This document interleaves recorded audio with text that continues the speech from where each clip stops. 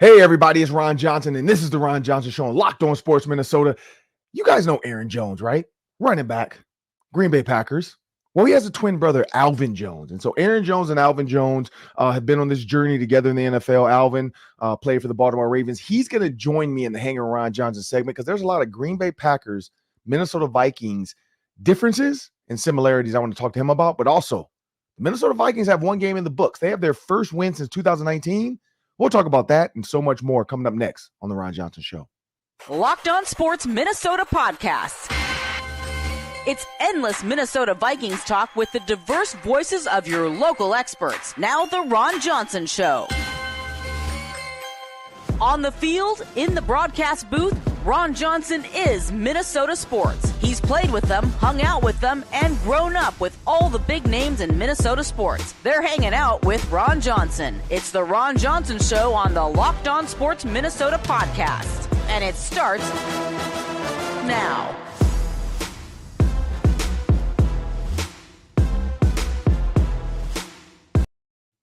Hey, everybody, it's Ron Johnson, and this is the Ron Johnson Show on Locked On Sports Minnesota.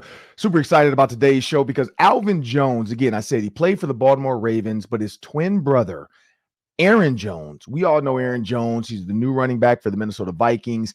He's got some things, and Sam and I'll get into that as the season goes as well, but he's got some things that when I talked to him, I loved hearing the things he did at Green Bay because it fits exactly into Kevin O'Connell's offense. But we also have to talk about the Olympics is finally done. Basketball is not too far around the corner as those guys start to get back into town.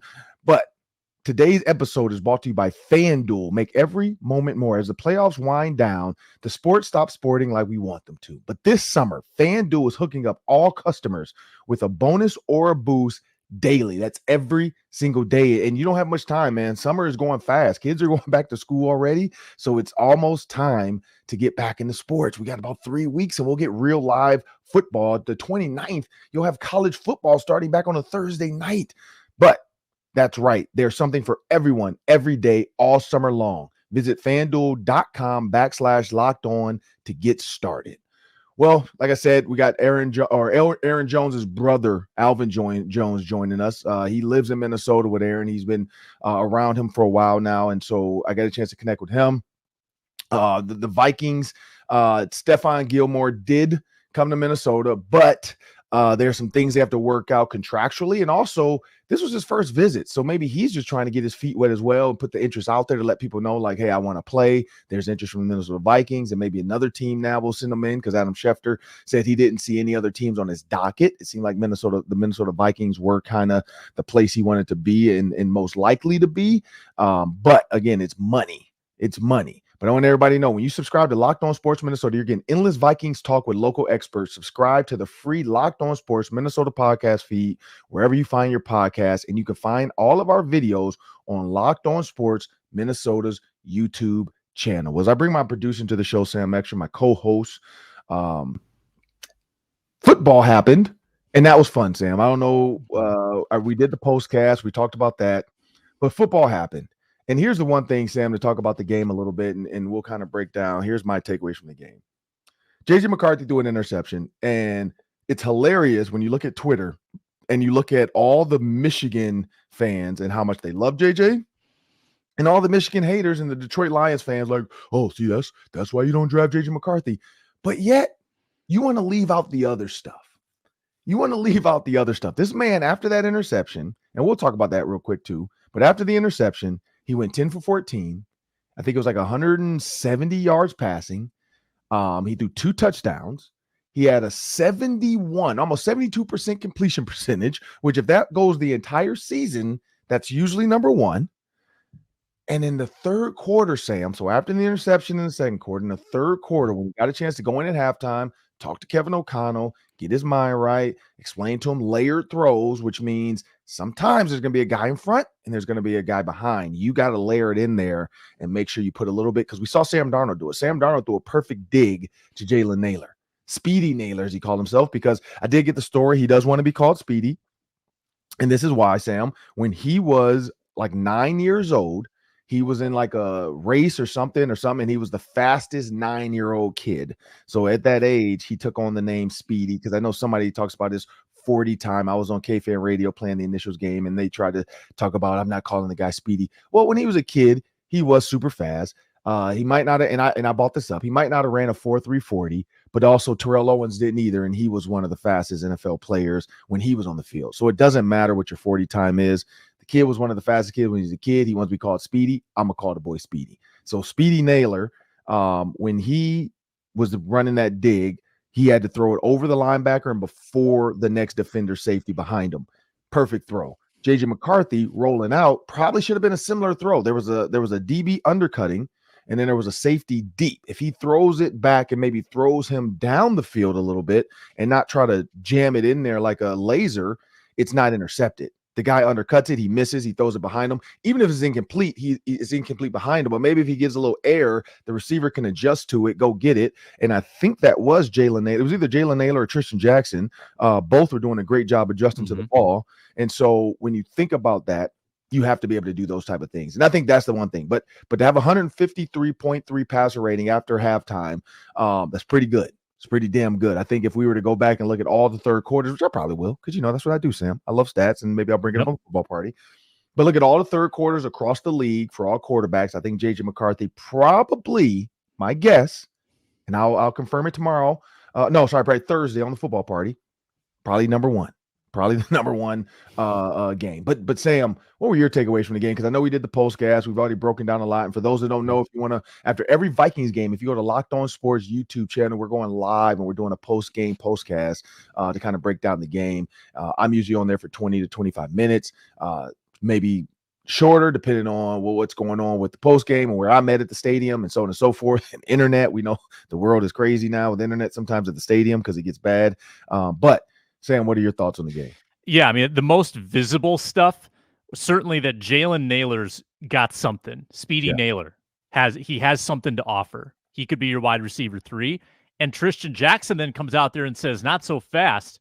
I want to put my name in contention for that. And I thought both of them had fantastic games. Tristan with a 100-yard preseason game. How often do we see that? The McCarthy stuff was awesome. I watched back all of his pass attempts yesterday, Ron. And I wrote down kind of just a couple notes on every single pass attempt. There are 7 passes where I circled and said, those are high-level professional passes. Either they were tight windows, they were up against the sideline with pressure in his face, third down and long. He completed a bunch of high degree of difficulty throws that were timely. The deep balls he got out on time. A lot of young quarterbacks, they'll deliver it late. But I think you said this on the postcast, he threw Tristan Jackson open on the touchdown. Just awesome delivery by McCarthy. And then defensively, I think Dallas Turner, showing that first round explosiveness that we hoped for. And I think entrenching himself as the number 3 edge rusher on this team. Really exciting to see that. We haven't even seen Grenard or Van Ginkel on the field yet, but that edge rushing group could be pretty good for this team. So I thought it was a really fun first preseason game. Oh, and one more thing, Ron, the protection, a lot of times it breaks down in preseason games. The offensive line, they're not experienced. They haven't played with each other much. I thought the Vikings protection was pretty good throughout the game, whether it was the starters, the backups, the third stringers, what have you. Yeah, and one thing about the JJ McCarthy getting flushed out the pocket, throwing an interception, 2 things I noticed. One, the play clock was down to 5 seconds. So if any coach is going to have a zone dog or a blitz, that's the perfect time to do it, because especially 3rd and 8, you got to know on 3rd and 8, there's probably some type of rush is coming, some type of twist, some type of pressure is coming. And even though these are, some of the non-starters, you got to see what you can get out of these other guys. And so both linebackers went. And one absolutely ran through Kene Nwangwu's chin.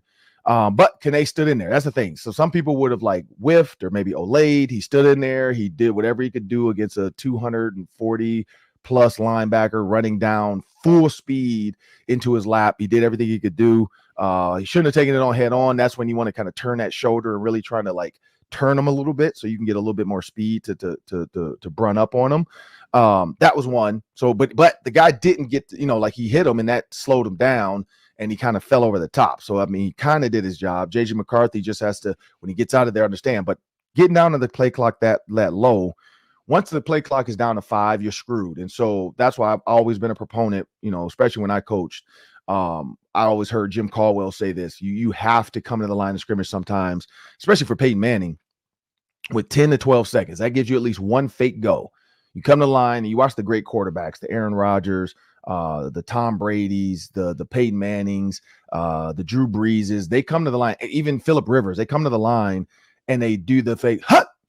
And then when that does is it makes any type of blitz, guys are by human nature are gonna like kind of inch up. And then once you see it, and you've seen the mic'd up Cam Newton, I love that one where he kind of does a said, and then the linebacker says something, and then he I think it's Luke Kuechly is telling like, oh, I know this play is coming. And he's like, oh, you know this is coming? Okay, watch this. And he motions the guy and changes it. So good. But that's the thing is like, if they have a tendency that we're giving away, all right, let me change this. And so instead of the running back on a linebacker running a flat, he runs a Texas route, which is basically like a V, and he kills, and then he throws a touchdown. And then, the guard is like, wait, is that even a thing? And he's like, man, just get up here.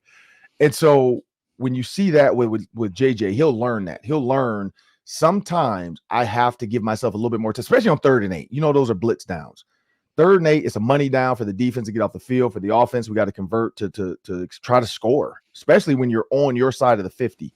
And I think that's the little things that JJ McCarthy is going to learn, because if he gives a fake goal, those linebackers probably, especially they're younger too, they probably kind of give you an indication, and then you can change up the protection to tell the center and the guard, because the guard and center doubled the lineman, and then neither of them came off on the linebacker. Once you stone the guard together, you both have that nose tackle with the 3 tech.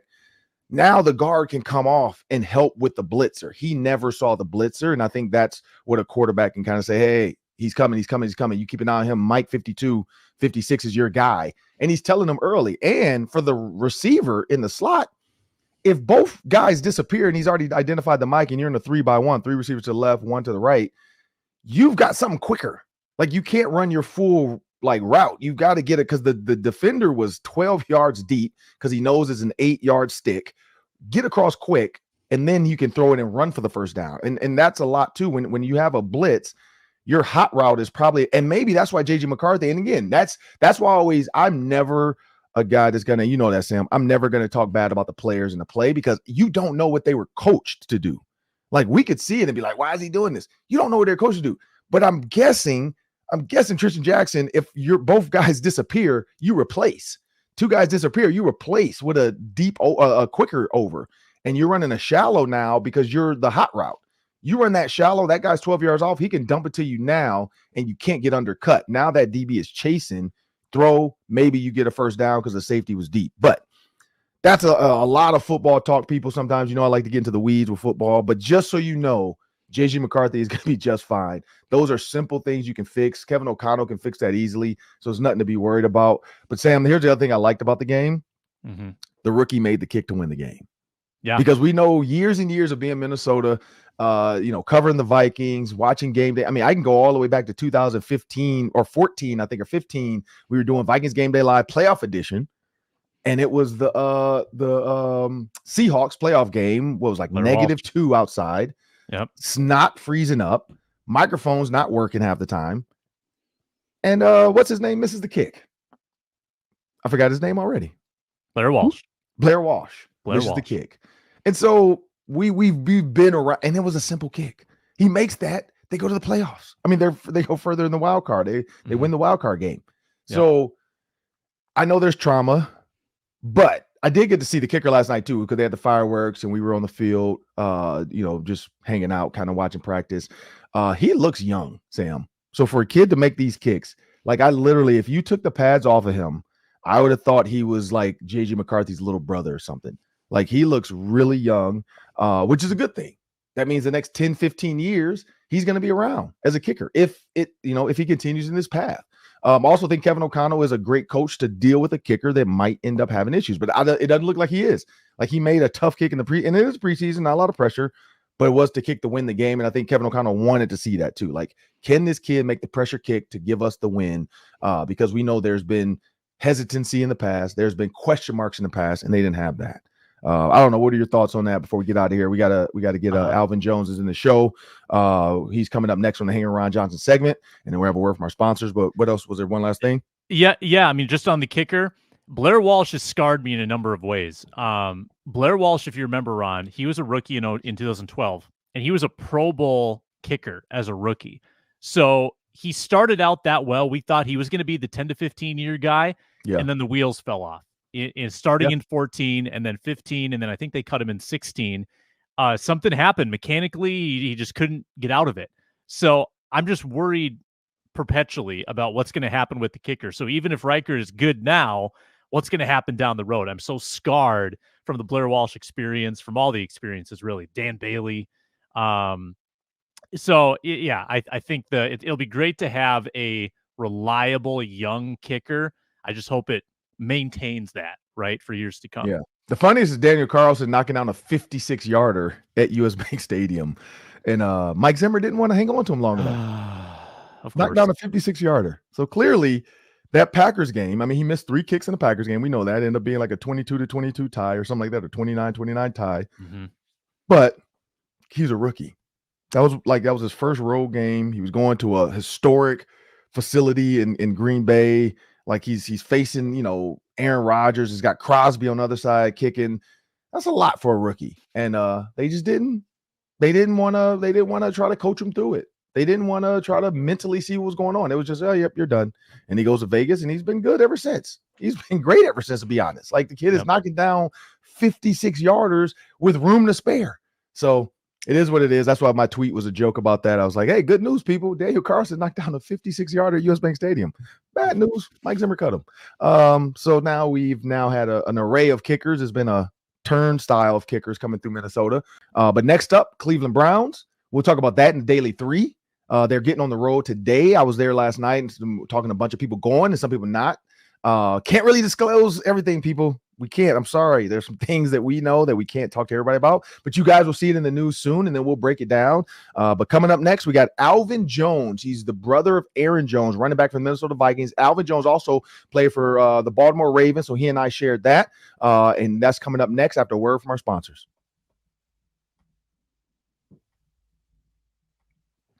We are brought to you today by FanDuel. The Olympics are over. NFL's still in the preseason. NBA, NHL in their offseason. The sports aren't sportsing like we want them to. But with FanDuel, for the sports that are going on, you've got a chance for a daily boost or bonus. Maybe on Major League Baseball or the WNBA starting back up. That's right. Something for everyone every day, all summer long at FanDuel. Twins hosting the Royals right now. They got a big 8-3 win last night and a rookie pitcher on the mound tonight. Zebby Matthews for the Twins, who are minus 126 on the money line, slight favorites over KC, who is hot on their tail, a game and a half back in the Central. You can bet on that with a booster bonus at FanDuel. Make the most out of your summer. FanDuel is an official sports betting partner of Major League Baseball. So now it's time when hanging around Johnson's segment.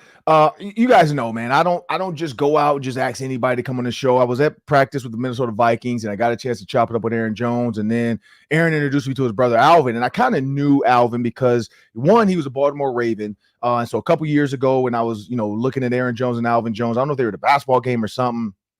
I realized he played linebacker for the Baltimore Ravens. And then he also played in Canada with Saskatchewan. And so when he and I were chopping it up, talking about being in Minnesota, him and his brother, he's been, with his career ever since he was done. And so that's the cool thing about it is a lot of times family doesn't always do what they're supposed to do and take care of each other. But clearly these are two brothers that are the brothers keepers. So as I bring Alvin Jones into the show, brother of Vikings running back now, not Packers. I forget to do that. I forget to say not Packers, Vikings running back Aaron Jones. You guys are fraternal twins. But do you think you look alike? Or would you say, like, what's crazy?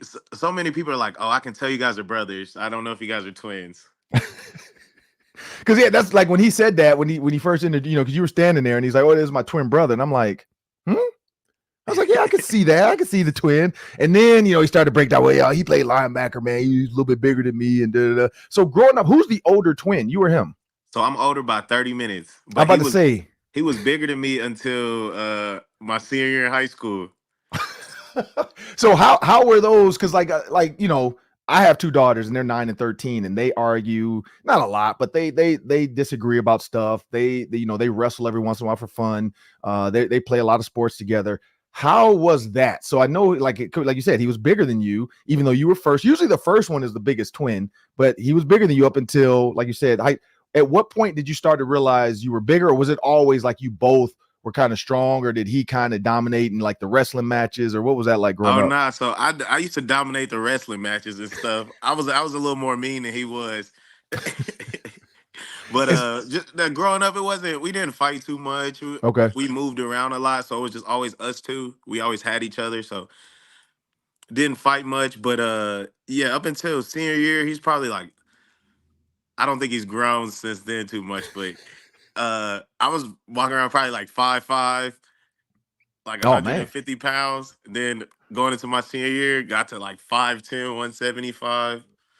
Then just grew from there.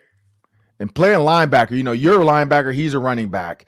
And you guys went to UTEP. Oh, you know how that go. I was going to say, how was that? Because you were 230, in college, and he was probably around what, 210? Like 195. Oh, okay. So even smaller. Yeah, so how was the one-on-ones, the blocking, because there's the one-on-ones. Let's go with that first. I'll get to the tackling later. But blocking drills, because for people that don't know, receivers, DBs do blocking drills. Offensive line, defensive line do blocking drills. Tight ends and linebackers, and then running backs and inside linebackers. So tight ends and outside, and then running backs and inside linebackers do blocking drills. How was that with you and your brother in blocking drills? So the blocking drills, I was bull rushing every time. And it's a time we were in college. I want to say it's his last year. Our head coach at the time, he had coached in the league for like 13, 14 years. So he was like, no bull rush. Me, I'm a bull rush. He's smaller than me. So I bull rush. He gets mad because he falls down. So as I'm standing there, he trying to push me. So he get mad. I hip toss him, throw him on the ground, and then we go into meetings later that day. Our coach is like, pull y'all phones out. He's like, I just want y'all to say ooh on 3 when y'all watch this video.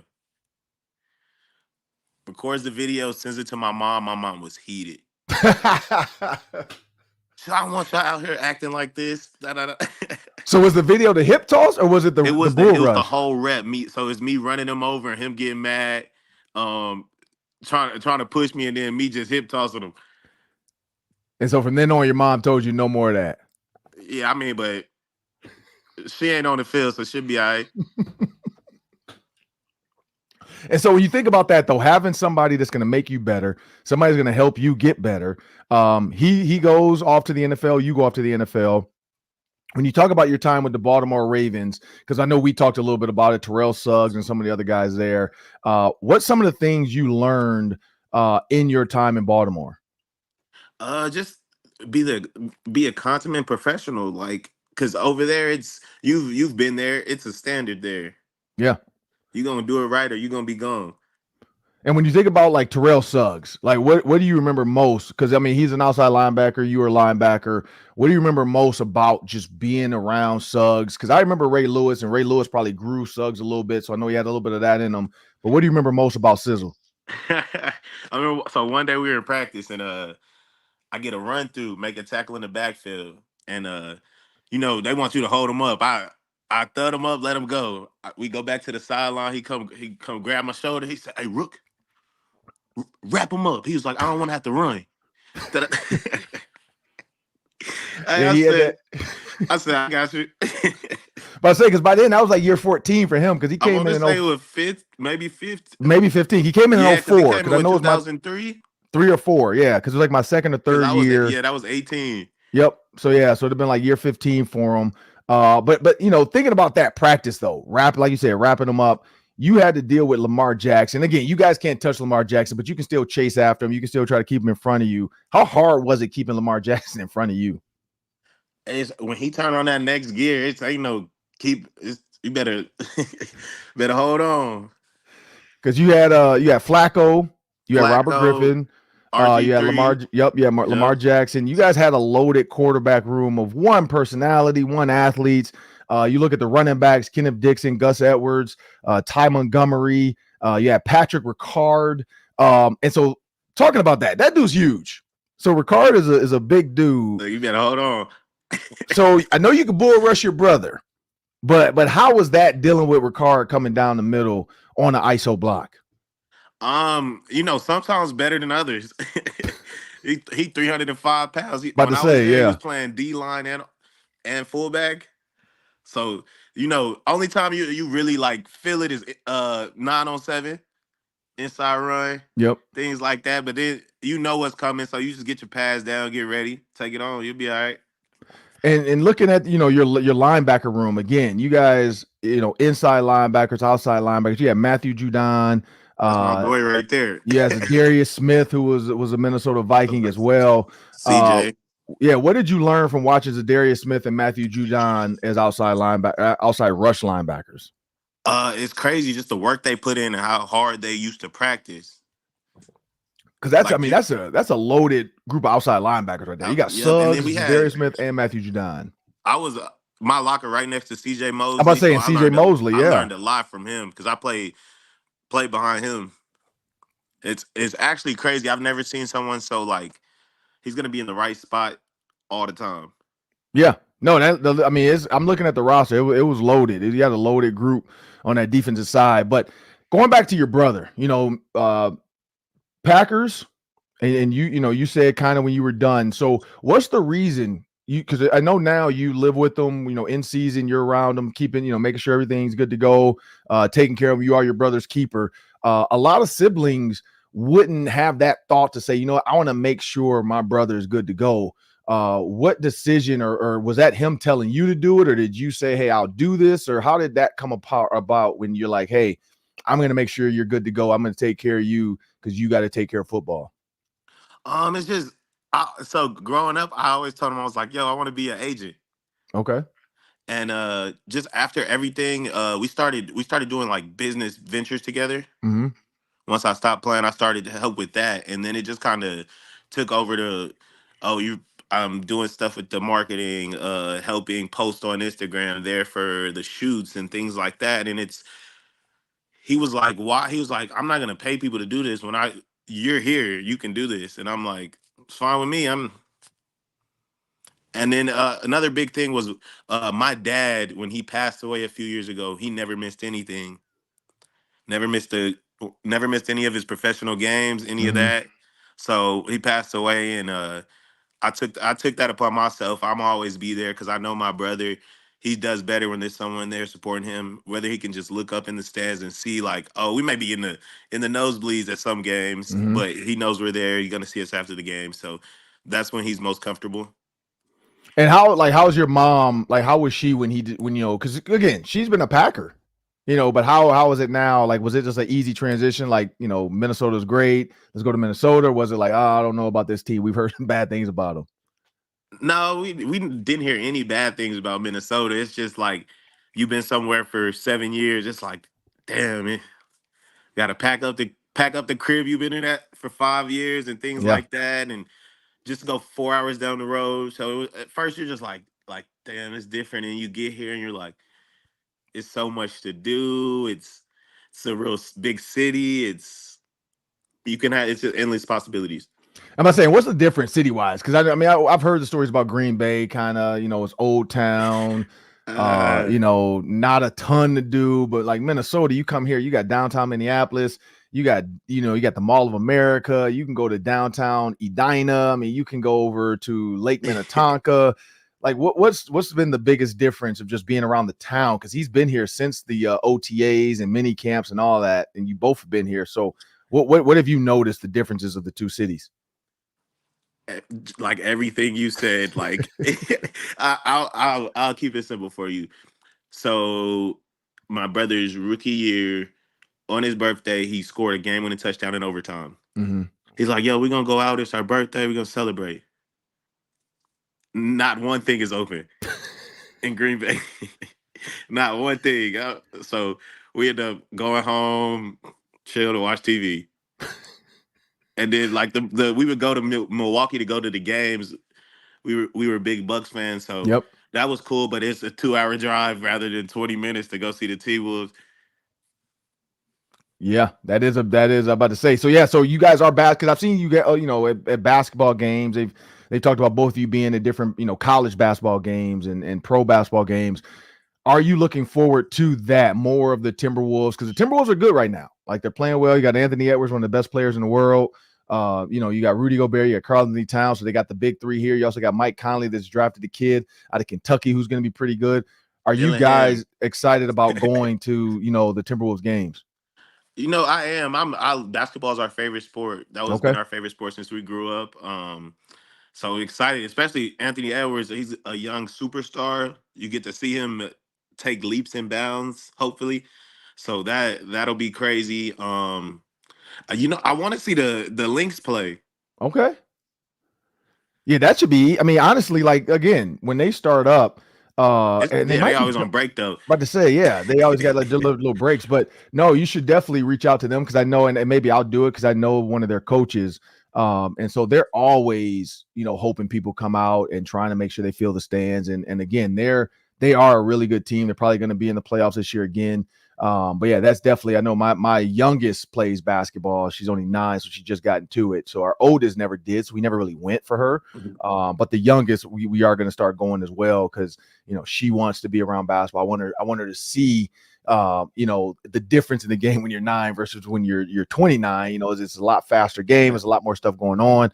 But looking at you and your brother, when you think about this too, when you look at the amount of time that goes into the work, do you still work out with them? Or are you kind of now in your retirement phase of like, man, I get a little light lift in? Or are you still out there, trying to go? And I still lift. I'll make sure he up for workouts. Make sure he get there on time. Yeah. But I do more. I've been boxing. I've been cycling, just different stuff. Because I don't know. I don't find the motivation to get under a bar too much anymore. Right. Like that. Just trying to stay in shape, but I'm about to say, yeah, because some people, you see it. Some people, like, I don't know if you know Rod Gardner. He played when I play receiver. He's got a fitness brand now, him and his wife, and he out there lifting, 405. I'm like, bruh, ain't no way I'm trying to do that no more. Like, look, 225 the most getting put on there now. Exactly. Like, give me some curls, give me some bands, give me those bands. So my wife was she did fitness stuff when she was doing for track. So we keep the bands and the balls and all that. Like, I'll do some of that stuff. But I will say I do get the itch every once in a while to want to lift heavy, but I'm like, after you do it, I'll be like, damn, I got to get a little bigger. Then after you do it, you're like, no, I shouldn't have done that. I'm a little too old for all that. But looking at your goals, when you talk about Aaron Jones coming to the Minnesota Vikings, the Packers is a business. Everybody who leaves the Packers, and your brother said the first day, he's like, oh man, I realized it was a business. And he said, Nick Perry told me that early on my rookie year, like, hey, young man, when it's time to make your money, it's gonna be a business. You saw Devondre Campbell, linebacker for the Packers. He's one of my boys. My boy right there. Yeah. So Devondre Campbell, he leaves. He posts about the Packers and how business-like they are. Aaron Rodgers leaves. He talks about how business-like they are and, how there was no, like, sympathy or empathy or, like they, it's different. And so when he realized that now coming towards the end of his and it was going to the Minnesota Vikings, what was that like going from like, oh, like the Packers love me to, well, this is a business. Like they're going to do what's best for them. Like, how was that interaction? I mean, I won't say it was a surprise because earlier when he was trying to get his first contract, I think that's the first time he realized it was a business. Right. Yeah. Especially what they started off offering him and things like that he realized it was a business. So I think this time I won't say it was easy because I'm sure he didn't want to leave. You've been playing same place 7 years. Yeah. But that's tough. As he's grown up, he's an adult now. He knows like this may not be my opportunity here anymore, but someone still wants me. So I still have an opportunity to come be great somewhere. And when you talk about the Minnesota Vikings versus the Packers, I know you two have talked about this. How geeked are both of you? Because I know he's got some thoughts in his mind on what he wants to do versus the Packers. He gets them twice. How much have y'all talked about Vikings versus Packers? I mean, we talk about it every now and then, just if you see the schedule or something. But he's more focused on week 1. Okay. Yeah, because you got to get the week 1 to get the week 4. Yeah. Yeah, that's true. That's true. Well, I'm Ron Johnson. That's Alvin Jones, brother Aaron Jones. We're definitely going to get Alvin because once we get after week 1, 2, 3, like get some games in, actually maybe the 49ers game, get a true home game. Maybe we get Alvin and Aaron on together so we could talk about the brother because I want to get some I love the twin stuff. Where like I wondered, like when he hurts, do you feel it, or when you hurt, does he feel it? Can you both close your eyes and tell what the other one's thinking? We'll have to get both of you guys on the show together to kind of break down that twin and see if it really exists or not. But I'm Ron Johnson. That's Alvin Jones. Thank y'all for having me. Appreciate you, man. That was the Hanging Ron Johnson segment. Coming up next, we got the Daily 3. That's 3 questions, 3 minutes each, and we'll be back after word from our sponsors.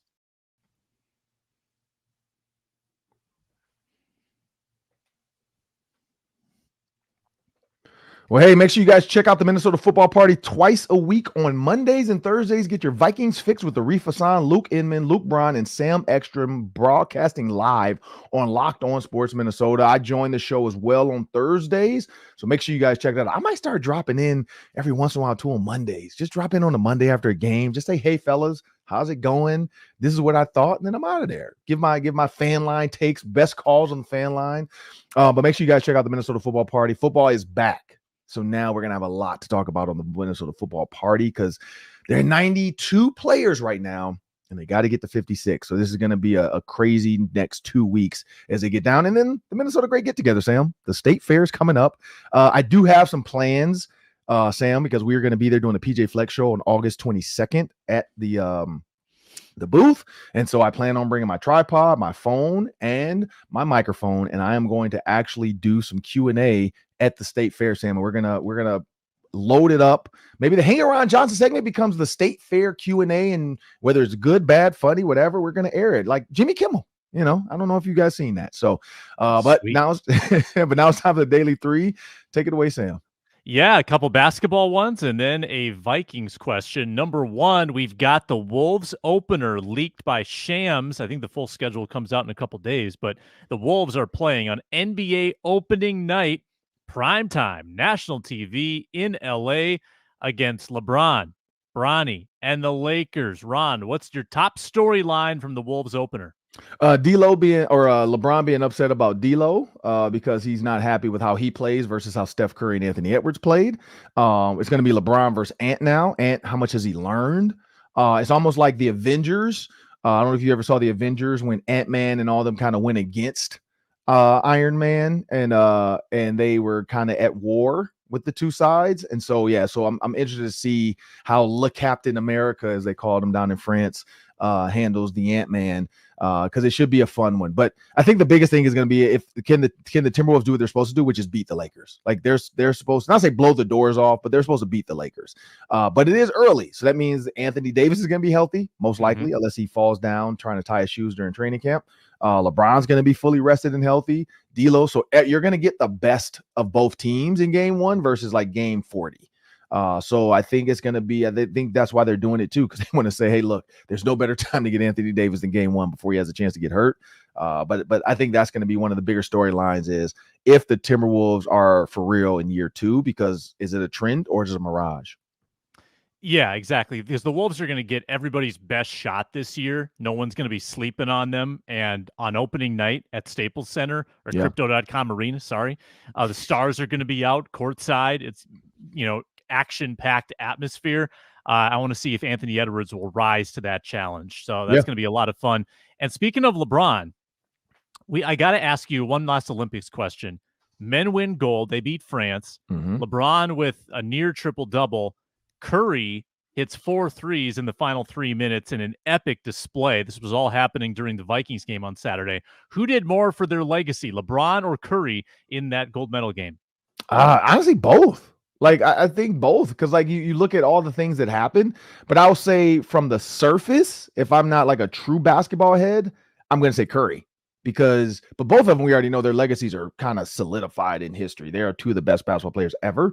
But Curry's like, not just that game, but the game against Serbia as well. Like that those threes, the comebacks, the shots over Wemby and the picture, where people are now talking about put in the Louvre, like all that kind of stuff. Like Steph Curry went to work And the fact that you're playing with the best players in the world, you're playing with LeBron, KD, Devin Booker, Anthony Edwards, and everybody's still like, give the ball to Steph. Like he's cooking right now. Like Bam Adebayo said that. He's like, when Steph did the step back crossover and shot over two guys and shot like the high, like almost looked like he just literally threw it up in the air. And Bam was like, why are we taking that? Oh, wait, that's Steph. Okay, good shot. You know, because at first he said, like, why are we throwing that up right now? And it's like, oh, wait, that's Steph Curry. And he makes it. And so when you're just hot, you're hot. And I think Steph Curry just showed the entire world when he gets hot, nobody is better than him. LeBron is LeBron, though. Like the strength, the power, you know, one thing to come together with a group of guys like that, where no matter who you pass it to, you know, they can get a bucket with KD. I mean, think about that. KD, man. Steph, the man. Ant, the man. LeBron, the man. Embiid, the man. Like, no matter who you give the ball to, you're going to get production out of them. It's just like, whose turn is it? That's why it's so funny when Tyrese Halliburton posted the gold medal saying when you get an A with your group project, you did absolutely nothing. You know, you got to appreciate the honesty. Like, he ain't do nothing. Him and Jason Tatum. But 2028 is coming. LeBron's going to be over 40. KD's going to be 40. I think Steph's going to be over 40. 40. Or right at 40. KD's going to be 39, actually. Curry's going to be 40. LeBron will be 43. So, yeah, my guess is at that point, maybe KD can still go him and Curry, because LeBron is playing right now at 39. So maybe KD can play at 39. But I would say that becomes Jason Tatum's show with Anthony Edwards. I think it's time for a new group of guys to come in, and who knows, there might be a new point guard in the NBA at that time too that we just don't even know yet. Could be a kid in college, or kid still in high school that we haven't even seen, and probably Cooper Flagg. Cooper Flagg probably ends up on the Olympic team by then, because we know he's supposedly supposed to be the next great hope, and the next great Dookie to take them to the Final Four. So Cooper Flagg probably could be on that Olympic list. Rob Dillingham, Olympic point guard in LA.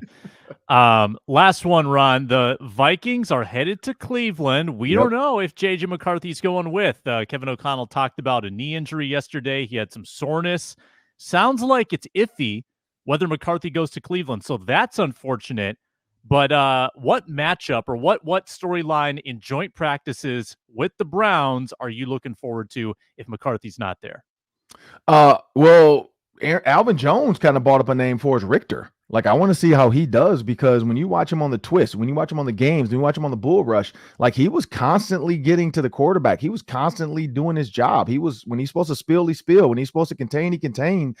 He looked really good. And so that's one. Two, of course, Justin Jefferson. Like, you want to see what Justin Jefferson does against these cornerbacks, because we've had some great mic'd up moments in the history of joint practices. I don't know if you remember the D'Angelo or the what's his name? DeAndre Hopkins versus D'Angelo Hall. I don't know if you remember that one, where they got into it and then he ended up either tearing his knee or his Achilles trying to cover D-Hop, and D-Hop just kind of comes over mic'd up to his coach, because I think, and I'm guessing it was either mic'd up for their socials or it was Hard Knocks. I can't remember which one it was. But he comes over to his coach and he's like, hey, look, I don't start fights, I end them though. I don't start fights, I end them though. He's like, I'm a grown man, don't put your hands on me. And, you know, and so, because he slapped a receiver. So I'm looking forward to that. Like, again, it's a different type now. I think Justin Jefferson has a lot of respect from a lot of players in this league. So I don't think there's going to be any dirty tactics, but you just never know. These guys are trying to make the team too for the Browns. They don't give a crap about Justin Jefferson. They don't care who he is, what he's done. But yeah, like if you go to ESPN, JJ McCarthy's already questionable. So right now, as Sam Darnold and Nick Mullins is the backup, and Jaron Hall's the third quarterback. And so, yeah, and then you look at questionable for the Vikings. You got Jerry Tillery, so Harrison Phillips, Jonathan Bullard. You know, also I want to see Van Ginkel. Like, we didn't see it, we haven't seen a ton of him, but he got an interception last night, which was crazy at the line of scrimmage. Like, he just kind of, the ball stuck to his hands, and he got an interception last night. So I do want to see that as well, and how he goes. Levi Drake Rodriguez as well. Can he surpass James Lynch? Is he going to be a part of this? Can he pass, Jaquilin Roy? Does he move up in that? Or is that, because again, he was another high motor guy that a lot of people were talking about. Patrick Jones looked really good, but we know Jonathan Grenard didn't play a lot. But Patrick Jones, so they have a lot of guys they have to figure out who's going to be where, who's going to do what. But when you look at, this team, Jalen Redmond, there's a lot of guys that you're like, I don't know who's gonna make it. So that's one of the guys that I'm looking at to say, like, where is this guy gonna fall? I don't know. What about you? Well, on the other side, Darius Smith. He Oh, yeah. might still be unhappy about the way things ended in Minnesota. We'll see if he mixes it up at all with the Vikings O-line. Dalvin Tomlinson's on the PUP, so I don't know if he'll be active at all. Jordan Hicks is there in Cleveland. So you got some former Vikings angles. Kevin Stefanski, obviously, the former Vikings coach angle. And then, it's a pretty good defense over there in Cleveland, even without Dalvin Tomlinson.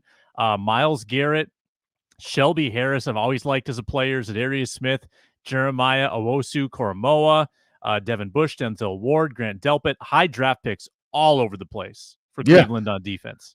Yeah, I was gonna say I forgot about this Darius Smith one because you'll have him versus Christian Darrisaw, Brian O'Neill. So see like how that goes. I know we're not gonna see a ton. Also, Walter Rouse at tackle. I want to see, can he continue to, because he looked really good. He's the backup right now to Christian Darrisaw, so he's slated to play more, of course, in these preseason games. And so, can he continue to be a strong, swing tackle for this team where they can put him? Because you have the right tackle, you had David Quessenberry. But if Walter Rouse is kind of your guy, he would probably be able to come in at left or right tackle, depending on what happens. You got, when you look at Blake Brandel and Ed Ingram, Dalton Reisner, he should be back this week as well, they said. So how does Dalton Reisner look in that group? Also, Jameis Winston. Like, can Jameis Winston do some funny stuff this week too? Because he's just he's an absolute like he's viral. Like, anytime he says something, you're like, oh, he's gonna mess this up at some point. And I don't know how much mic'd up. I know the Vikings are going to be mic'd up. I know Harrison Smith will be mic'd up third quarter of the game, so that'll be aired. Actually, Justin Jefferson was mic'd up for the last game, and I think Kevin O'Connell's going to be mic'd up for a game as well this season at the end. I think the last one, just because I'm guessing they're like, all right, let's do the last one because it's not that big of a deal. Not saying it's not that big of a deal. Sorry, people, but by then, hopefully, you kind of already know who your guys are, because this is the week I think they're really going to solidify their roster. And then that last game is probably the bubble guys like a Thayer Thomas, Lucky Jackson, trying to figure out Trent Sherfield Jr., where those guys fall in line at. But yeah, it should be a fun week. We're gonna have a ton of content, as far as stuff's gonna get out there. Practice starts Wednesday and Thursday, and then they play Saturday. It's a 3:25 kick, so make sure you guys check that out. And then of course we're gonna have all the post game stuff after. I'm Ron Johnson, that's Sam Ekstrom. We want to thank you guys for joining us today on the Hanging on the Ron Johnson Show. We want to thank Alvin Jones for joining us on the Hanging on Ron Johnson segment, and make sure you guys checked out Locked On Sports podcast on YouTube, following every Twins, Vikings, Gophers, Wild, or Wolves game. Luke Inman is broadcasting live with team experts. Never miss a postcast by subscribing to Locked On Sports Minnesota on YouTube. I want to thank you guys and have a great week.